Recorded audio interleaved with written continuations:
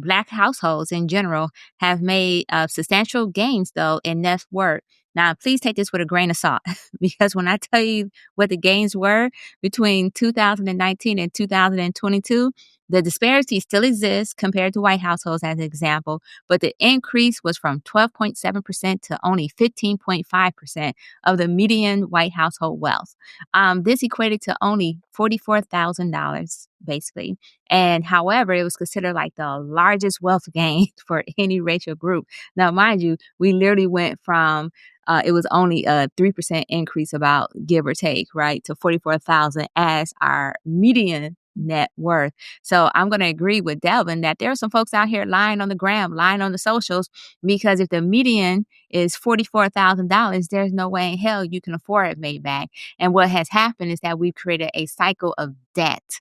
And this cycle of debt has left us in this so Tia, she mentioned how we got this credit because in some countries they don't even have credit. You can't if you don't have the money to buy it, i.e. the cash, the gold, whatever the case may be, to buy it, then you can't get it because they don't operate on credit systems. But we do here. We operate on credit. And that's another way to keep us in this perpetual cycle of debt, which therefore technically keep us as worker bees in the economy because we have no choice because we're in this debt cycle. I actually contribute this to what I call the Peacock theory.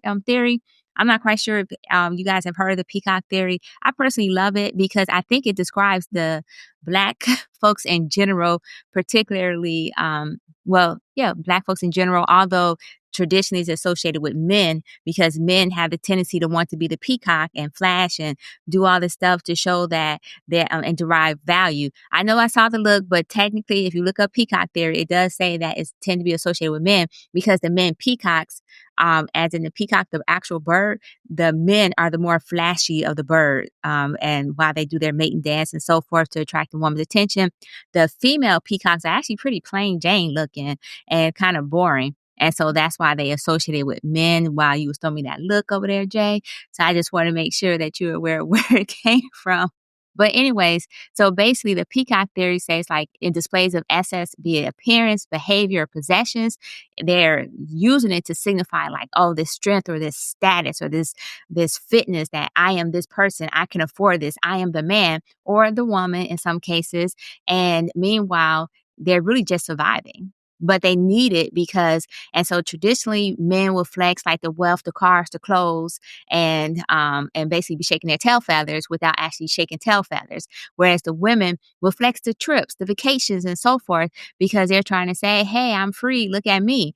And all this "I'm free, look at me," or all this flexing is really just keeping us in a cycle of debt. And so I agree that what's considered luxury has definitely outpaced our actual income based on the statistics that we see. But not only just based on the statistics, but literally based on the fact that we stopped spending at Target and we was able to shut it down for the most part. So that tell you how much money was leaving our community.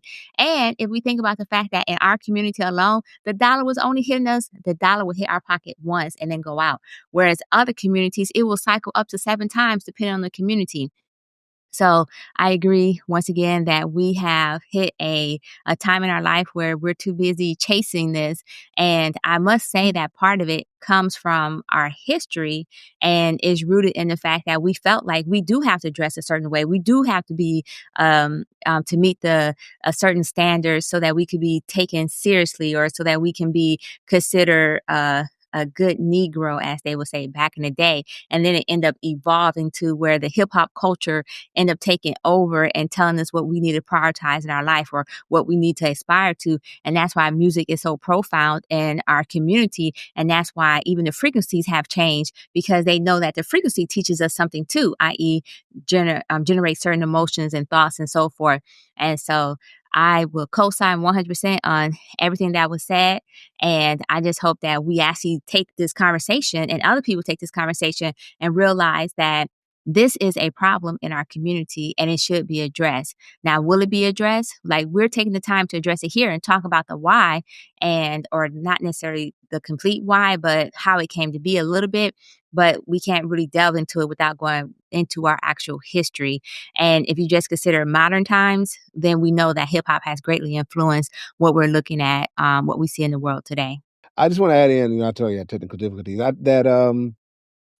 think it's our perspective needs to shift. I think that we're not really looking like at the signs, the clouds in terms of the economic forecast.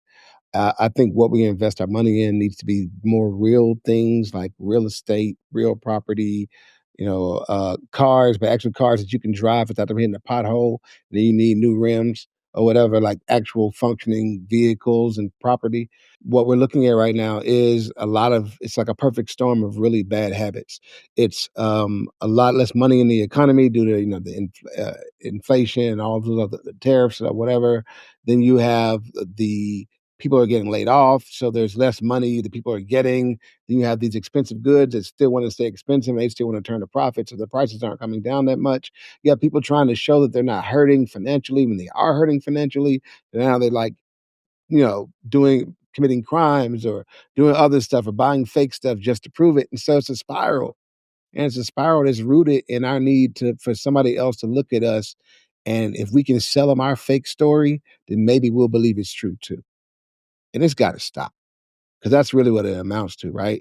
It amounts to us as almost as a culture somehow not keeping it real anymore, and not wanting to live our truth, and not just stand on the fact that yeah, this is where I am right now, but watch my hustle. You can see where I am now because when you see my hustle, it'll be where it is. And I know that's a culture shock. I remember I'll say this in land. I remember years ago, there was a basketball player. I don't remember his name. It's sad too. Maybe it was Dominique Wilkins. Might have been, but I don't know. But he came out with a shoe, and the shoe was affordable. It was a decent, all right. It was I mean, it was an Over. ugly shoe, whoever it was. And he came out with the shoe. The shoe was affordable, and nobody in the hood wanted it. And the reason nobody in the hood wanted it was because it was so affordable, and anybody in the hood could get it, and it wasn't a good status symbol. It had It nothing was to do that with the pay shoe. less. So, who was that? But I get, they weren't that fly. Okay. I mean, have you ever actually bought Payless shoes for real? For real? I get the idea that maybe they're affordable, but them things last like 2 minutes. True. I didn't walk out the store good when I was a kid. I remember one time my mama bought me some XJ900s. They looked like they were Hirachis. I I wore had them. I was those. like, I'm gonna be smart. I'm gonna only wear them in the gym. They didn't make it in like one class playing basketball, fam. Mm, Okay, that's number one. Number two, listen, I get it because we're all financially literate here, but that is part of the shit that people got to deal with when it comes to just existing in our community. If you're a guy, for example, there's certain spaces and places that you can't even really go to and like present. She can't see past what the fuck you're wearing to get to know you for real. Right. Especially, yeah, like women may judge guys in terms of how they look, but also how they dress, etc. So guys sometimes in the dating market, for example, have to show up a certain type of way. Why? Because people are looking for those things. So I get it. Right. I would encourage guys to stay true to their finances, but I do think that guys who are making a couple of dollars, there's a way that you can play the game and be fiscally responsible still while putting yourself in the best position possible. I'm not saying you got to fake it till you make it, but I do think you got to present until you can kind of like move forward in your career. Like, for example, like you don't show up to the job and not wear suits if that's what your job calls for. Why do you wear suits? Because you want to present a certain type of way and move forward, right? So there are certain standards, right, that we adhere to. I do think the question becomes if we're talking about just a level of luxury, because I think to me that's what the teeth of it is. Because once we start getting into like, hey, people should present a certain type of way, it just depends. Right? People got to go out there and fake it till they make it to a certain extent. Why? Because we're very like image conscious people. We draw conclusions about people based on how they fucking show up. Right. Even if it's, even if we acknowledge it or we don't acknowledge it. So there's a certain level of this. But I think when it gets to like the outpacing of where luxury stands, I think it's great, again, when it's aspirational, but I just think it becomes a problem because what happens is because the luxury is so outpaced that the median of that is also outpaced for real, right? If you know what I'm saying? Like because people's vision of the end goal is way over here and you just start at zero and then the median is going to kind of just naturally move a little bit further away from reality. And there's just way too many people who I think are allowing that mirage of that extreme luxury affect how they feel about themselves, right? Affect how they see themselves, affect how they deal with other people. And I think that's where it really becomes a danger. But I do think it is important for people to have aspirations. It is possible for you to become a billionaire in 2025. Now, how possible it is, not very likely, but we are seeing people that look like us do it. And so I think it's great to see those, but it doesn't mean that we have to slavishly go out there and pretend as much as possible and put ourselves at a detriment.